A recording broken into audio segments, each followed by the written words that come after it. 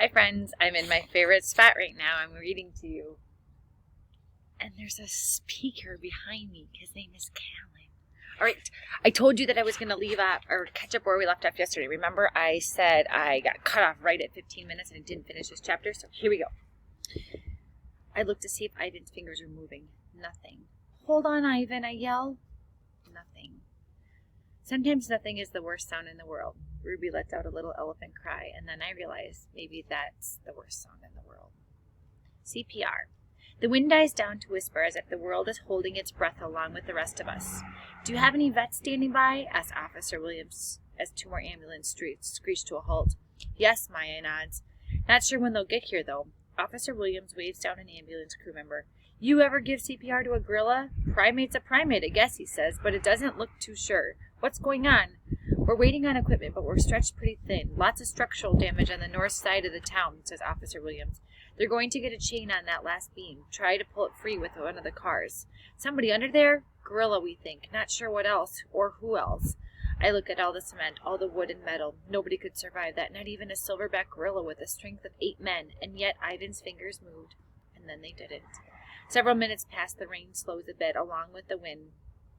The crowd watches as 3 firefighters attach a long chain to the metal beam next to Ivan, then hook it to a tow bar in the rear of a police car. So sad. Back up, folks, calls the megaphone guy. Farther! The chain clanks, the car growls, and the wheels squeal. Ooh, I have a good picture in my head. Grinding, groaning, progress, just a bit. The big chunk of metal has definitely moved a whisker or two. More grinding, big wheels in the ground, mud flies like thick brown rain. Alert, a snap, clanks and rubbles as the beam begins to jerk free. The rescue workers move in, digging with their bare hands. Cement and dust and metal and bits and pieces of gorilla world are everywhere. But where is Ivan? No movement, nothing. After a few more minutes, one thing is clear. A gorilla-shaped mound has appeared, covered by dust and dirt and debris and splattered with rain. Just lies there. I've lost my life. My whole family. Stella. But Ivan? No, it can't happen. Not Ivan. Miracle. The mound sits up. Who's the mound? Gorilla ghost. Ivan emerges from a cloud of dust like jumbo-sized ghost. He blinks several times, coughs, shakes, stretches a little. He's holding a banana, which he proceeds to eat. Everyone, and I do mean everyone, cheers. Yay! There's Ivan eating his banana. Boys and girls, I am so relieved. Wolf on the run. I scramble over to Ivan, and he gives me a look that says, You're the best, Bob. I thought you were a goner, I say, licking some banana goo off his chin. Me too, Ivan seems a little dazed. His eyelashes are covered with dust. What happened, anyway? Tornado. Ruby okay? Kenyani? Julia? George? Haven't seen Julia or George yet. Kenyani's over there, carrying on. A paramedic holding a box of medical equipment approaches us nervously. I got this, calls a woman I recognize as one of the park veterinarians. The paramedic looks happy to step aside. The vet gently but firmly pushes me out of the way. I'll be back, I tell Ivan. I run to Kenyani. He's good, totally good. The look of joy in her eyes makes me want to give her an affectionate nose nudge. Almost. From there, I join Ruby and Maya. I was so scared, Bob, Ruby whispers. Me too, I admit, me too. But he's fine, I promise. We watch a pair of otters dart past, chased by a guy with a net. One of the firefighters who's been clearing debris yells, We're clear here! No sign of other victims! Sarah closes her eyes and I can smell her relieved tears. While Maya listens to her walkie-talkie trying to take stock of the damage out to the park, Officer Williams' police radio hisses and crackles with new problems, new flooding, new dire predictions. Copy that, she says into her radio. Even with the chaos and noise, I'm close enough to the radio to catch the tiny sound of frantic barking. We've got a unit reporting that animal shelter down the street's flooding, Officer Williams says. Also, we've got a trailer park damage on 12th Street and Oak down on Nelson Avenue blocking traffic and a big rig overturned near the fairgrounds. And that's just for starters. Out of the corner of my eye, I notice something airborne. It's graceful and bold like a huge wingless bird. The crowd gasps. It's Camus! He lands on the hood of the Officer Williams squad car. His eyes are glazed, his coat wet and shimmering. We've got a 1091 here, Officer Williams whispers into his receiver. Confirmed. Seems like a wolf on the top of my vehicle. Slowly he reaches to the pistol on his hip. Please advise. Shots fired. Several officers raised their guns. The tranquilizer dart guy takes out aim too. No! Maya yells. No guns! Kimu blinks, eyes darting right and left, then leaps off the car with such grace and speed like he owns the wind. 2 shots ring out. Silence, fellows. Was he hit? Someone asks. Maya closes her eyes. I sure hope not. I sure hope so, somebody else says. Jungle. As I watched that leap, watched Kimu fly, I didn't know what to think. Part of me was like, go for it, dude. And the other part was thinking, it's a jungle out there. A situation. Officer Williams climbs into a picnic table. Someone hands her a megaphone so she can be heard over the din. Folks, she yells, listen up. We've got a handful of animal control workers coming over, but several roads are already flooded out, and the weather guys are saying Gus is going to make this sweet time. Meantime, park advisors call in more help, but only if your workers can get here safely. The unmistakable roar of a big cat rolls over us like slow thunder. Any more train guns? Officer William asked the park director who's arrived. 3 in reserve, she says. Nets? We have a dozen. Okay then, Officer Williams' radio crackles. I can hear more shouting, more barking dogs. Shelter's flooding, he says. Yeah, that's happened there before, the director says. Usually just a foot or 2 of water. Okay, public safety is where we start, Officer Williams wipes rain from his forehead. We need to get the word out that these animals are on the loose. Of course, says the director. We have protocols in place, but we need to be careful how we word this. People might overreact. Might. Ma'am, a firefighter interrupts. I see a python in my backyard. I'm sure as heck going to overreact. First things first, says Officer Williams. Triage in the main office. Check wreckage for any survivors, human or animal. Fan out the train guns. Get an inventory of how many animals are loose. I wonder how it's possible that Officer Williams can seem so composed. The air reeks with fear from animals, birds, and people. From me. And yet, she doesn't seem worried about herself, just other people. Weird the way some humans stick their necks out for others. Doesn't make a whole lot of sense, does it? Again, the crackle, the hiss, the barking. My ears perk up for a minute. Was that a familiar voice? Maybe someone I know is in the slammer. I'm going to the shelter at the elementary school, Sarah says. Her hands are trembling, but her voice is firm. To look for George and Julia, just in case. She strokes my head, and I'm happy to let her. I wonder if I should tag along with her, see if I can help out, now that I know Ivan and Ruby are safe. Hiss, crackle, meow, bark. Hear it again. My ears go on alert. My body goes rigid. No, it's impossible. Never. Some barks you never forget. One place. I know what I have to do. Despite the turmoil all around me, the noises, the smells, the fear, the confused humans, the frantic animals, despite my worry about Julia and George, I know there's one place I need to be. A split second. I want to tell Ivan and Ruby, but Ivan is still being poked at by the rhymes with pet threat.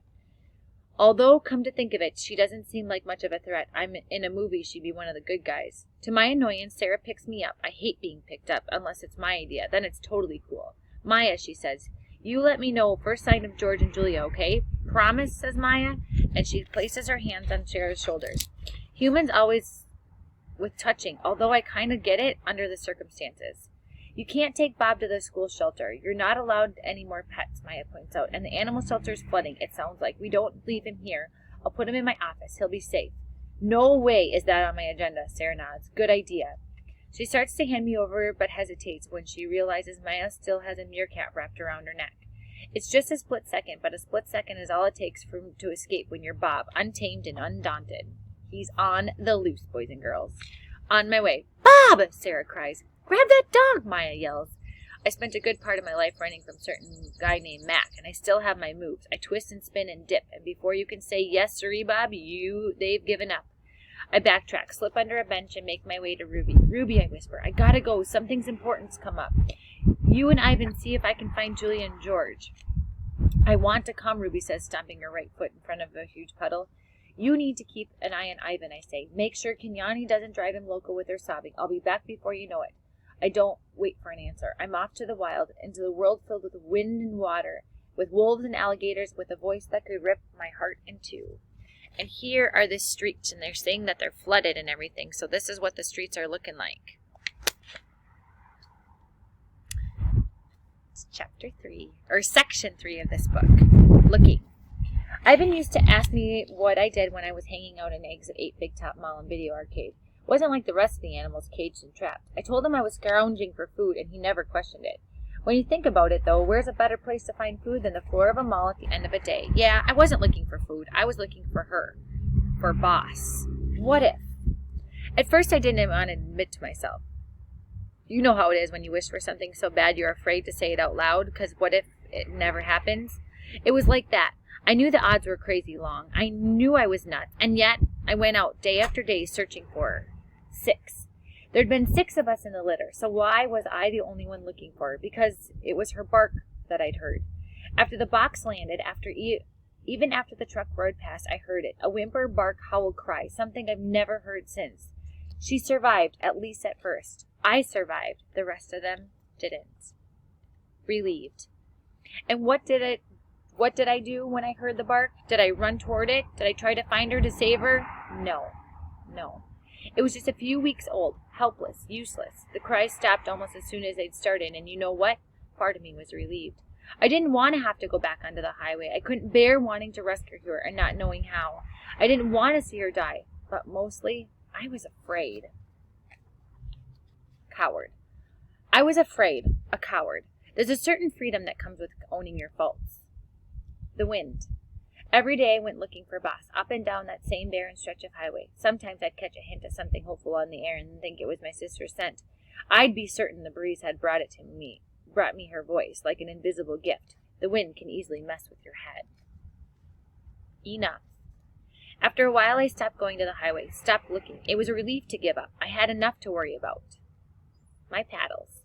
As I run from park, I keep hearing my sister's yelp in my head. Still, with every step, my doubts grow. Sometimes we hear what we want to hear. The animal shelter is close just down the street, but there's nothing quick about the trip. Water rushes past like a raging river. The sun's been swallowing it by black clouds. I pick up my way through muddy front yards, avoiding the worst of the water. I ain't much for a swimmer. Doesn't come up much in my line of work, though I do a passable dog paddle. The problem is my paddles. My paws are tiny, not much to work with when you're fighting for a flood. I see a couple humans with flashlights carving tunnels in the shading rain, but mostly the street seems eerily abandoned, especially after the chaos of the park. The shelter is at the bottom of the slight hill. Rain's pooled outside the front door, despite all the pile of sod and sandbags. A police car is out front, parked in an odd angle. I find some footing on a large rock near the door. It takes me 3 slippery tries, but I manage to leap onto the topmost sandbag. I bark with all I got, but I might as well be voiceless between the wind and the rain and the howling animals begging for escape. Inside. I pause to listen. I hear humans shouting, and I can only make out what sounds like police radio chatter. But I don't hear Boss. I'm right here, right at the source. Nothing. It wasn't her bark I heard. She's dead and I'm crazy hearing things. I'm drenched and shivering, and where is Julia? Where is George? Hey, little guy. The door eases open just a crack.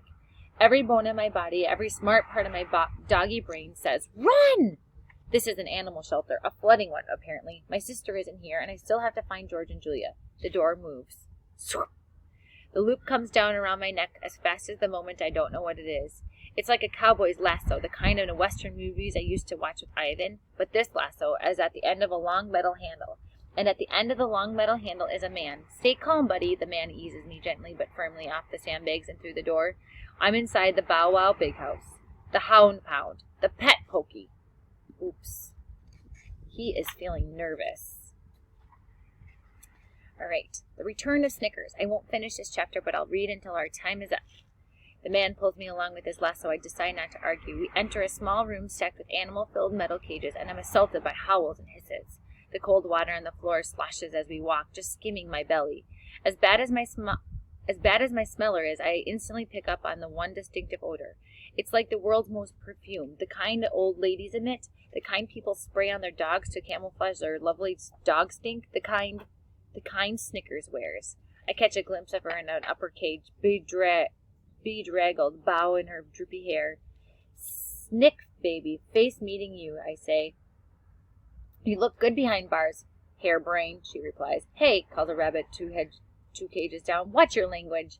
Mac couldn't deal with you, I asked Snickers. He brought me here because he thought I would be safer. Seems to me like I'd been mistaken, I say. Carefully grabbing my scruff, Cowboy lifts me into the upper cage. He pulls the lasso loose and shuts the barred door. I'm not happy, but it's a relief to be out in my news. Oh, great, another one, calls a woman wearing tall rubber boots. She pauses in the doorway. I thought we were turning people away. And that's where we're going to stop for today. I hope you enjoyed Outdoor Day. The countdown is on. Only 2 more must-do days. Bye, friends.